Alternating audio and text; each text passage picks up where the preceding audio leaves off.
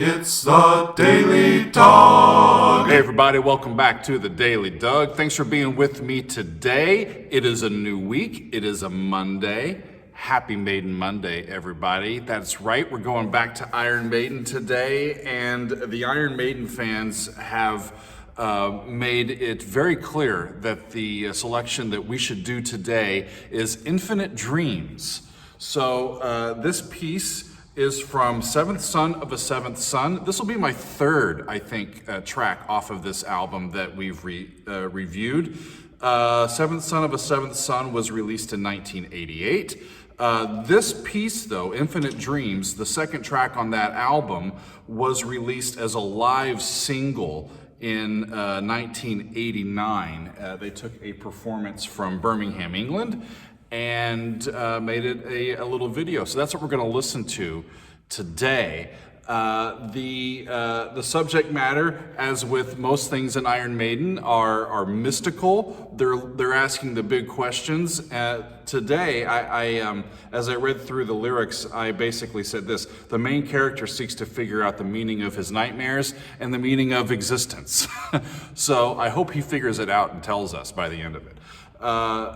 We'll see what happens with it. So let's waste no time, y'all. It's a Monday, and no better thing to do on a Monday than listen to a little Iron Maiden. Am I right? So, Infinite Dreams from a live performance from the late '80s. Time Warp. Here we go.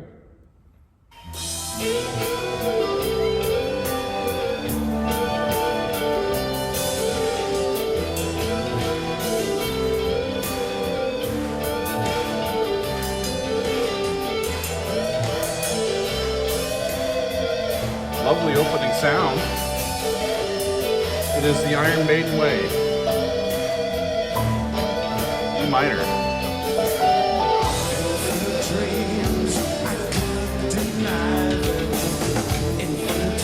Interesting that they would do an introduction in a different tempo than the first verse. Maybe they know the verse in this tempo and they just wrote an introduction in that tempo.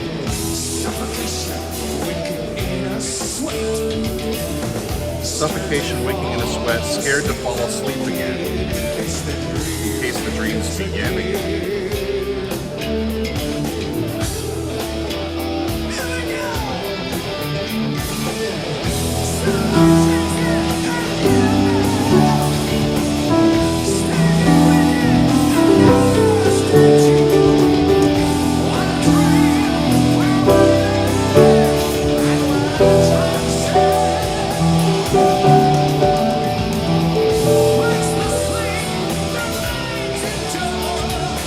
Basic E minor, flat 6, flat 7, back to 1.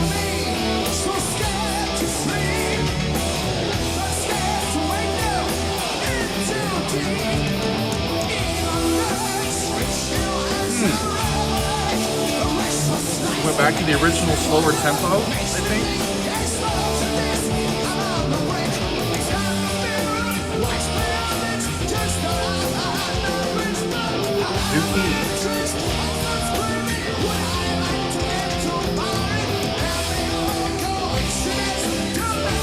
Back where they came from.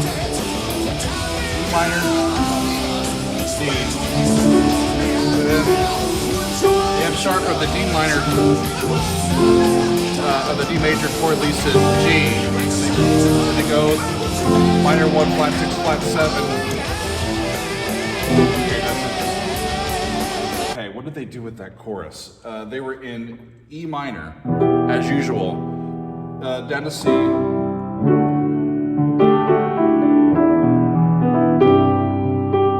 And then when they got to the flat 7 chord, the D major chord, the leading tone, or the third of that chord, is the leading tone to G, right? So it's flat 7 to E minor, but it's also, it's pretty slick what they did there. They used the D chord as a dominant instead of subtonic to G, but they went to G minor, right? So it's a chromatic third relationship. In the E minor chord, we have that G, but in the G minor chord, we still have that G, right? It's weird. We've got E minor, the B goes down by half step, and and the E goes down by whole step, and the B stays. So we get that toggle. It's a weird chromatic third relationship. So we get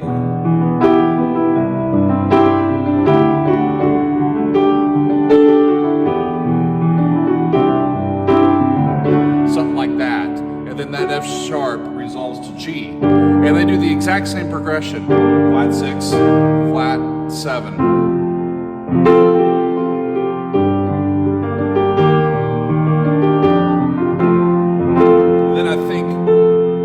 To E minor.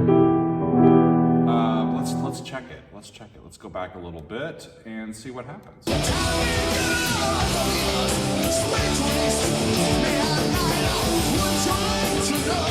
Yeah. G, E flat, F. Back to E. Weird.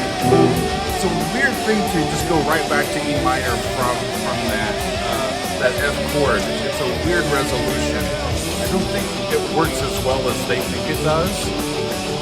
It's just we're back to E minor. They could have done something a little more interesting, I think, to move themselves back into that key. It's a weird thing to do that pivot. Sets up these solos.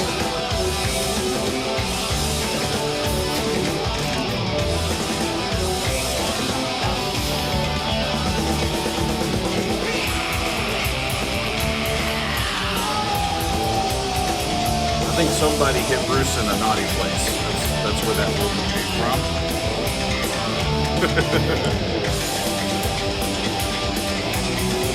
Okay, so they're in E, but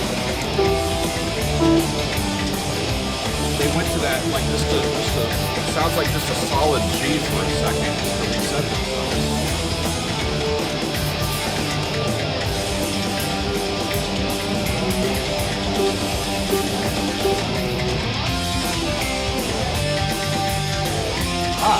Cool.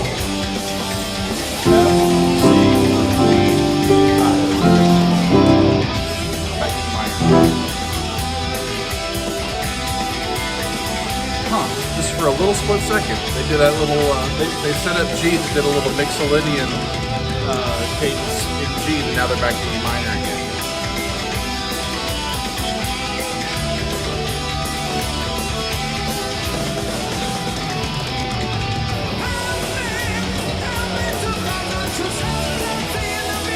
F sharp.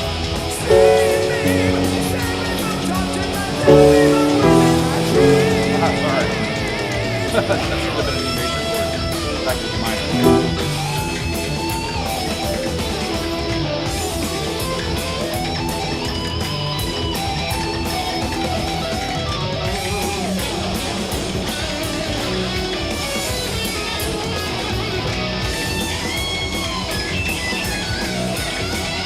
They solo in two different keys. Each guitar player has a solo in different keys.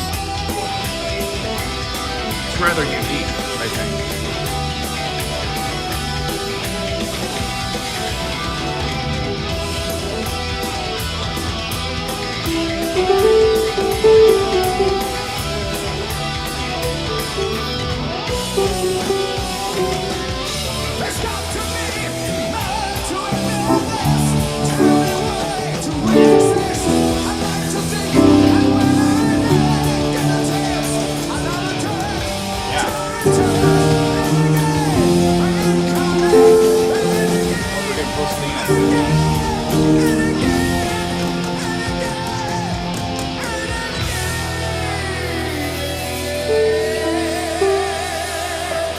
Back to E. It's that same resolution, and it ends the song.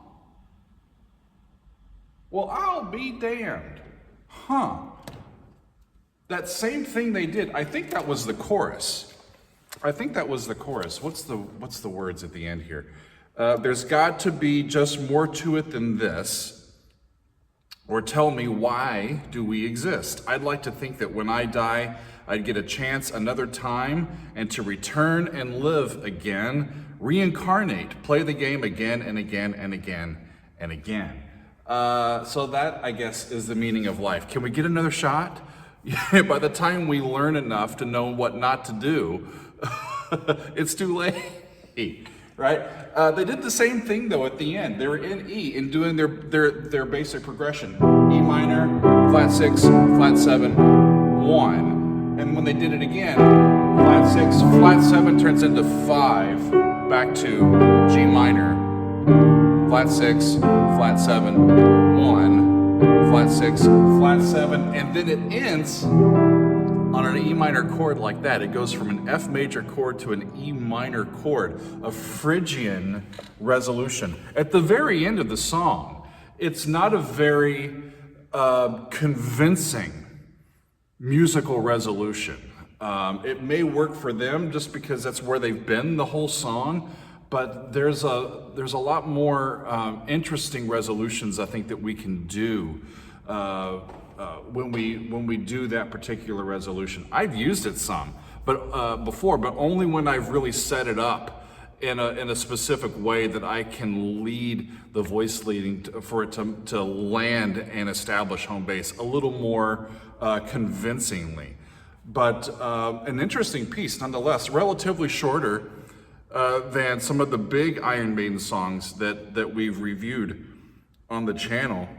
But I really like the way that it opened up and sort of build through the first few verses, and then that interesting chorus with 2 different keys was interesting. It came back at the end, and the different guitar solos that happen in different keys. There was that one spot where they were in E minor and they set up G for a second, and they did,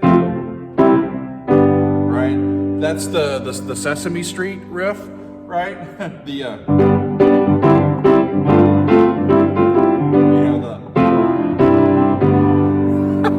Right?